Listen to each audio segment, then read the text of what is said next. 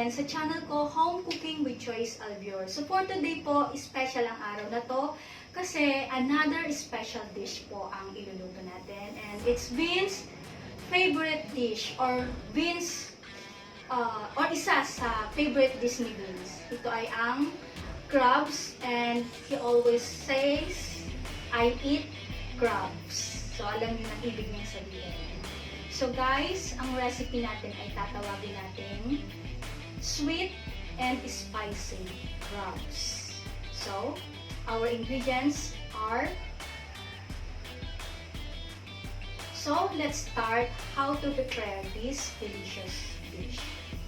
So, meron tayong crabs dito guys. So, kinat ko na siya. Ito half.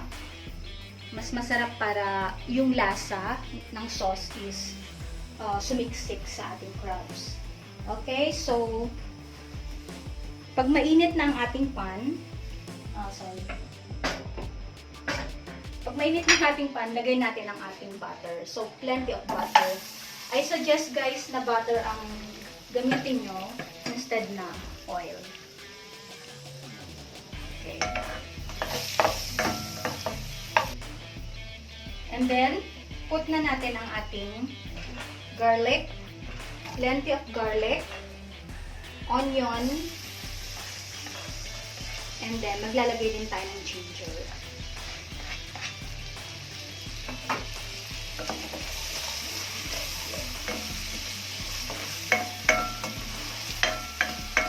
Okay guys, so okay na ang ating garlic, onion, and ginger. Lagay na natin ang ating corn, sweet corn. So, pinakuluan ko po ito para mas madaling lutuin. Okay. And then, maglalagay po tayo ng ketchup. Any brand ng ketchup. Pinukun natin. Okay, and then meron din tayong sweet chili sauce.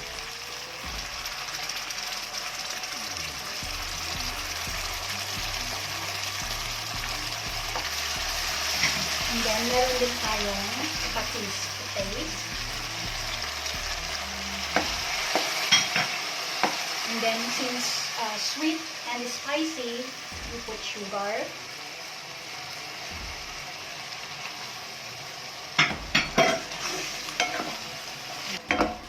And then, we will put water.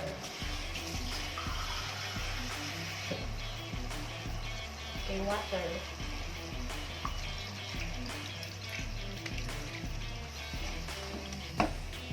Then, let it simmer guys for a few minutes and then we'll put our crabs, our main ingredients. A few minutes later. Okay guys, after a few minutes, wow! Okay na ang ating sauce. So, since spicy tayo, maglalagay din tayo ng Spanish paprika. So, of course, mas gusto ni Vince ng maanghang. So, put Spanish paprika. Okay. And then, maglalagay din ako ng konting cheese. I love cheese. Option lang naman po itong cheese. And then, our main ingredients guys, ang ating crabs. So, half kilo lang po ito ng crabs. So, wala po akong ganong nakitang mas malalaki kaya medium size lang siya. So, cut into half.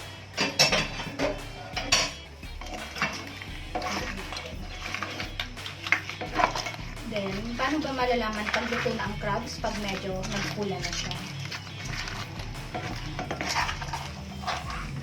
So, maganda rin na i-cut nyo siya guys para sumiksik ang lasa ng ang sauce sa crabs.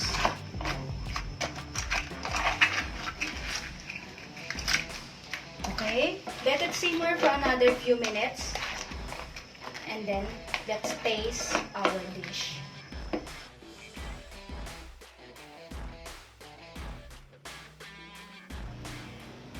Okay guys, after a few minutes, okay na ang ating crab. So, para mas malapot pa ang ating sauce, lagyan natin siya ng egg. Beaten egg. Okay? And then, let's put our siling haba.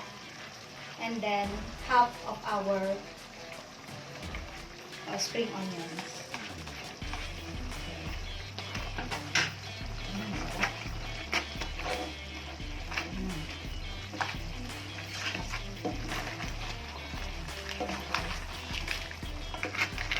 So, haluin lang natin.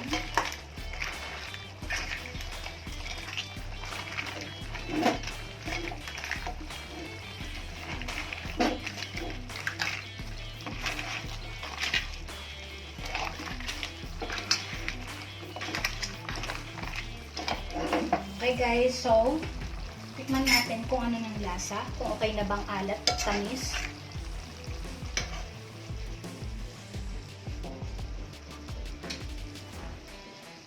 Okay na sa akin yung alat, tamis at anghang.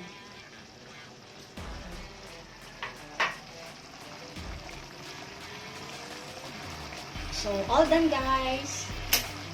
So transfer na natin sa ating lagayan.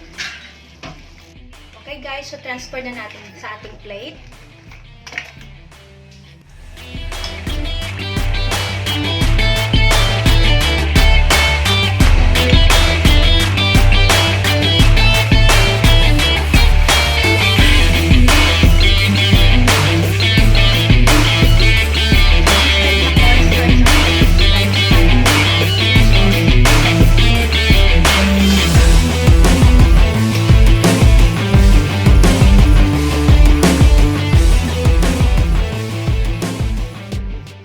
Okay, so ang ating garnish, ang ating spring onion. Ping, ping, ping. Okay, so all done guys, ang aking sweet and spicy crabs.